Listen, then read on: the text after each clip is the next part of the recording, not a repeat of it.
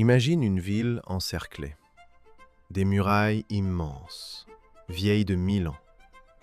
Elle se dresse encore dans la brume du matin, fière, massive. Derrière elle, une cité épuisée. Devant elle, une armée innombrable. Nous sommes au printemps 1453. L'aube se lève sur Constantinople. Les cloches résonnent, les prières montent. Dans les rues étroites, on murmure, on sait.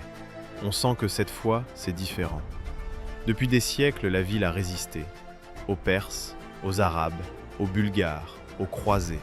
Toujours attaquée, jamais prise. Mais aujourd'hui, l'ennemi est jeune, déterminé, méthodique et armé d'une force nouvelle. Quand les murs tomberont, ce ne sera pas seulement une ville qui disparaîtra. Ce sera un empire vieux de 1000 ans. Un pont entre l'Antiquité et le monde moderne. La chute de Constantinople n'est pas une simple défaite militaire, c'est un basculement de civilisation.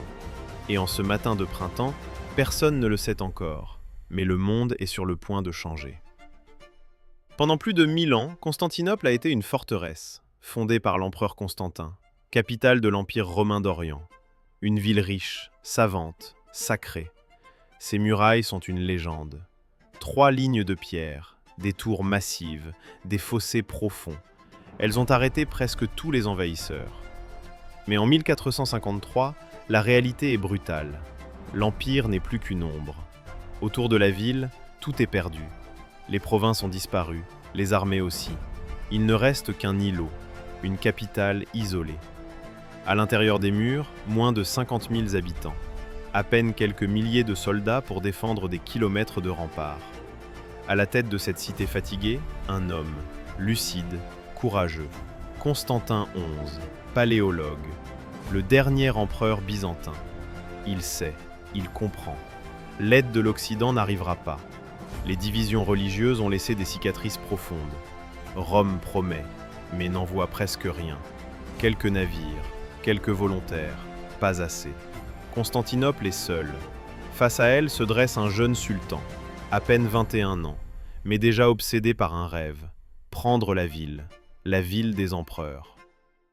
Le sultan s'appelle Mehmed II. Pour lui, Constantinople n'est pas un objectif, c'est une destinée. Il a grandi avec cette idée. On lui a appris que celui qui prendrait la ville entrerait dans l'histoire. Mehmed est cultivé, il lit, il apprend, il parle plusieurs langues. Il connaît l'histoire romaine, il admire Alexandre le Grand. Mais il est aussi impitoyable. Il prépare son attaque avec une précision redoutable. Des dizaines de milliers de soldats, des janissaires d'élite, disciplinés, endurcis. Une flotte immense pour contrôler la mer. Et surtout, une arme nouvelle, des canons gigantesques, jamais vus à une telle échelle. L'un d'eux est si grand qu'il faut des dizaines de bœufs pour le déplacer. Quand il tonne, la terre tremble. Les murs de Constantinople, si fiers, si anciens, commencent à se fissurer. En avril 1453, le siège commence. La ville est encerclée, par la terre, par la mer. Les chaînes du port tentent de bloquer la flotte ennemie, mais ce n'est pas suffisant. Chaque jour, les bombardements se rapprochent. Chaque nuit, les défenseurs réparent les brèches, à main nue, avec des pierres, avec du bois, et surtout, avec l'espoir. Les semaines passent, la faim s'installe, la peur aussi. Dans les églises, on prie sans relâche, on demande des miracles. Sur les remparts, on se bat jusqu'à l'épuisement. Les Ottomans attaquent, reculent, puis recommencent, encore et encore. Mehmed tente tout. Il fait creuser des tunnels pour faire s'effondrer les murs. Il teste les défenses, il observe. Et puis, il imagine l'impensable. Faire passer ses navires par la terre, de nuit, sur des rondins de bois. Quand le soleil se lève, les Byzantins n'en croient pas leurs yeux. La flotte ennemie est derrière leur défense, dans la Corne d'Or. Le choc est immense. La ville est désormais attaquée de toutes parts. Pourtant, elle tient encore. Constantin XI combat avec ses hommes.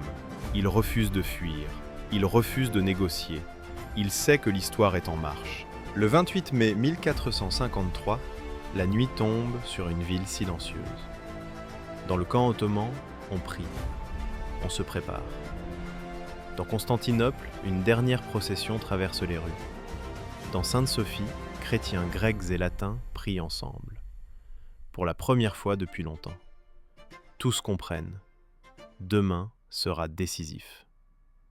Avant l'aube, les canons tonnent. Le sol vibre. Puis l'assaut commence. Vague après vague. D'abord l'infanterie légère, puis les troupes régulières. Enfin, les janissaires. Les murailles cèdent. Une brèche s'ouvre. Les défenseurs reculent, lentement, en combattant. Au cœur de la mêlée, Constantin XI enlève ses insignes impériaux. Il ne veut pas être reconnu. Il se bat comme un simple soldat. Son corps ne sera jamais retrouvé. À l'intérieur de la ville, c'est le chaos. Les portes s'ouvrent. Les soldats ottomans affluent. Les cris, la fumée, la panique. Les habitants fuient. Sainte-Sophie est envahie. Les prières se brisent. En quelques heures, Constantinople tombe. Mehmed entre dans la ville. Il observe. Il comprend. Il ordonne l'arrêt du pillage. Il se rend à Sainte-Sophie. Il regarde la coupole immense et sait qu'il a accompli ce que tant d'autres ont échoué à faire. Il est désormais le maître de la ville. Avec la chute de Constantinople, l'Empire byzantin disparaît. Un empire vieux de plus de 1000 ans. Mais l'histoire ne s'arrête pas. Mehmed II fait de la ville sa capitale.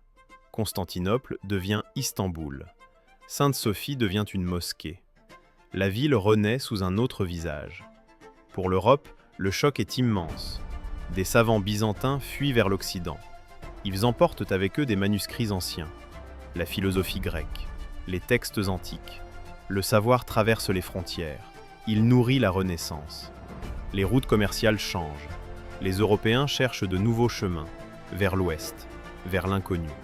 Quelques décennies plus tard, un navigateur nommé Christophe Colomb traverse l'océan. La chute de Constantinople n'a pas seulement fermé une porte, elle en a ouvert d'autres. Elle marque la fin du Moyen-Âge et l'aube du monde moderne. Elle nous rappelle une vérité essentielle. Aucune ville n'est éternelle, aucun empire n'est invincible. Mais les idées, elles, survivent toujours aux murailles. Et peut-être que, dans les ruines de Constantinople, c'est le monde d'aujourd'hui qui a commencé à naître.